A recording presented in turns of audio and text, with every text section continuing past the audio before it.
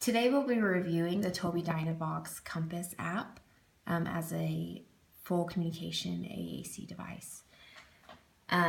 Here's the setup page, and we're just going to go straight to that and start with the setup. Here they give you the options of selecting your client type or the AAC user type. It ranges from young child to adult. There's an option for gender and then an option for condition. Based on the selections you make, it will recommend various pages. If you click View More, you can see all of the available page sets, which include text-based page set, master page set, navbar page set, navigator, core first, and all access page set. And we are going to begin with the navbar page set. So we'll select this page set.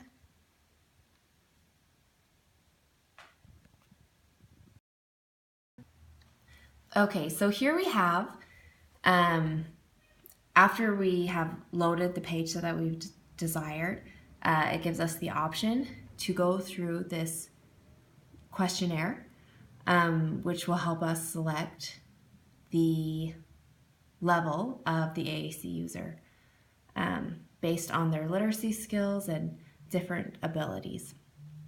But we're just going to bypass that this time. Click on No Thanks. We'll select our own. There are 5 different levels for this, from emergent to independent. And we're going to go through. Let's go to next. You can select your layout, and then it will give you a quick tour. And here we're going to select our topics. Navbar is a topic-based page set, and you'll see how that is in a minute. So here we have About Me is already selected. If we select the topic that we want, it comes up. We want to click Show and Save. So we'll click that. Car and dentist. Okay, so then we go back to back. Done. Start communicating. So here are the topics that we've selected. Click on birthday.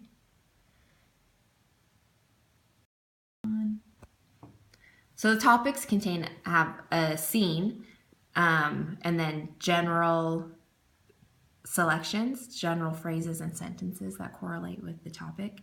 And then as you select more specifically in the scene, the pictures and symbols change to different buttons. And so here I'll show you how to add and edit buttons. We go up to this Properties key and select what we want to edit. So this, oops.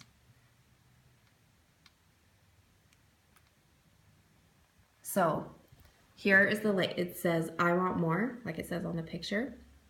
The message when you select it says I want more.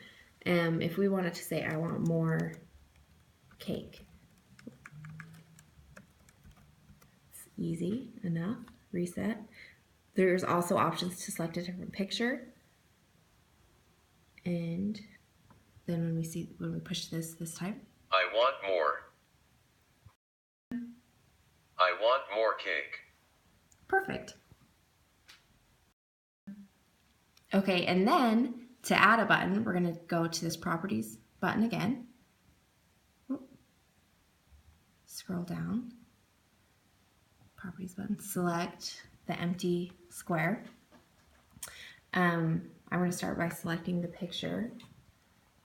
And I have the option of searching among the symbols that they have on preloaded, or I can select my own picture from what I already have on my device. So this is my favorite chocolate cake, so we're going to add that. And the label, I wanted to say chocolate cake. And we're going to do done. And then the message that it will produce will be right here. So we select there. So we click on replace, and I want to say, I want chocolate cake. Done. And then just exit out of that. I want chocolate cake. Okay, so now I'm going to show you how we can add more topics to this nav bar, because what we need one day might be different than what we need another day. So we're going to go to the gear settings and go to levels. And here we also have the option of changing the levels, of increasing the level or decreasing the level depending on our user's needs. But to add a new topic, we're going to click on topics, select topic from library. And now here is the screen that we saw previously. We can select a new topic. So we're going to select classroom, just like before, click show, save, and go back. Done, apply.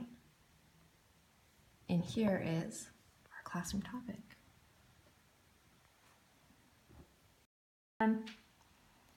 You can also create your own page. If we go back to topic, go back to settings, select levels, back to topics, select topics from library. We scroll all the way down to new or collage. Collage gives you the option of 4 pictures within the scene or just 1 picture. So we're going to do new one, select. And here we have the option to change this to thumbnail. Save, back, done, apply. And here is our custom page, and then we can go just through the properties and edit anything we need to. We could select a new scene and add the buttons that we'd like. That's it. So now we're going to show you how to select a new page set. One thing about the Compass app is you can't have 2 existing page sets. We need to reset the entire system. So we're going to go to settings and select backup and restore. And here are different options to backup, restore, restart, reset, and manage login. And we are going to do the new page set wizard. So select that. Oh, sign in. Now we're going to show you how to do a different page set, because there are so many page sets involved in this. We're just going to show you how to do another one that will show you how to do 2 total. So we're going to go to new page set wizard. This is the same screen that we saw previously where we did the nav bar, but now we're going to do the core first. Select this page set. Are you sure? Yes. So there are 2 different types of keyboards that you can use on the core first. One is called the Fitzgerald key. This is when the words are grouped together according to the parts of speech. And the keyboard core, which is when they group the words together according to the first letter. We're going to do the Fitzgerald key. There are 2 different types of progression styles. One, you start with a smaller and go to larger as you get more words. And the next one, you start with a larger grid and you gradually show the words in the grid as the user progresses. So it gets bigger. The purpose for this type of progression is that it allows you to retain the motor memory of where the icons are located on the keyboard. But we're going to do this one. There are different types of grid layouts, starting with a 3x5. You can go all the way to 5x7, but this increases as you go into the program, which I will show you later. We'll start with 5 or 7, that's great. Next. There are different types of word levels where you can start with your language. If you're emergent, independent, we're just going to start with emergent, which is like the smaller list of words. You're just starting, you're emerging. And now we are going to try it out. Nope, that's not. And we're going to push next and next. Now we are going to start communicating.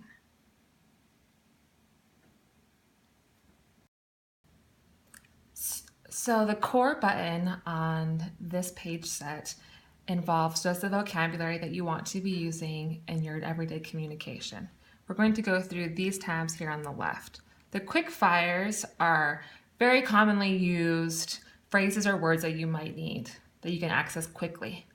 Quick phrases are the same thing, but in phrase form. So for example, how are you? How's it going? My favorite one. Wow. Cool. Just like this page set is. Wow, cool. Topics gives you, just like in the nav bar had, different topics that you can talk about. I chose one already as a preset as a bathroom. You can talk about bathroom topics. The last one would be dashboard, which gives you access to different types of accessories that you can associate with this Compass app. Also, we want to point out that in the nav bar page that there is a keyboard option down here, which is not located here. But we would like to point out, though, that although there's not a keyboard option listed here, you can make a keyboard with this page set. It's just not the primary focus of this page set. Now we're going to talk about how to edit a button. So if you want to edit a button, the first thing you're going to do is select the properties icon in the bottom right-hand corner. Now it's in edit mode. I want to edit, for example, this icon because I don't like it. I will select a different symbol for that symbol I. I like this one. Selected, I will click select here in the corner, and then this green button, and it is now changed. Now if I want to add a button, or there are actually, before I go on, there are different properties that you can do, such as, so the first time I changed the symbol, you can change the font if you want, the layout, like if you want the words on the bottom or on the top, on the side, color, how you want to access it, whether you want to see it. Those are different ways that you can edit that button. So now we will talk about how to add a button. Let's go into personal.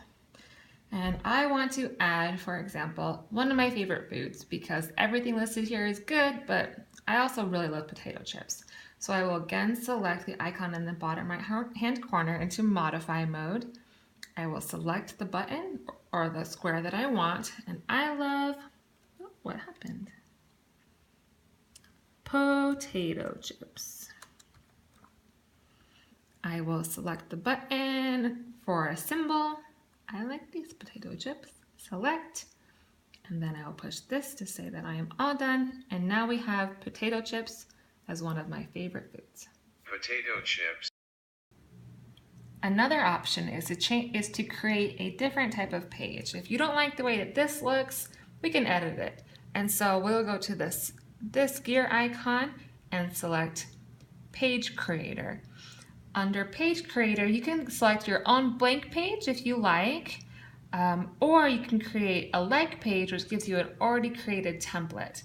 So say, for example, I like the 5x7 still, but I kind of want to make it a little bit different. I will name it page, we'll leave it page 19. And here's the new page. So we already discussed how to change or edit the icons that way. The same options are available. Also under this, you can move around different boxes. So say, for example, I want an I over on this side. I would take it, oh, maybe I'll move it down here. And I would drag it down to the bottom. And this way you can have a very customized layout as to how you want it specifically for yourself. So now we're going to go into some more general settings that they have that are available on Compass. And we're going to look at the selection methods. So here we go to access method in the settings menu. And here's the list of options we have for access. First, there's simple touch. With just these simple settings, deciding on if there is a scroll bar or no scroll bar or no scroll bar. Next we have the touch enter, which would be used for someone, for a user that doesn't have great hand dexterity and in order to select should hold a button longer. So that we're going to change the hold time on that to make it more accurate.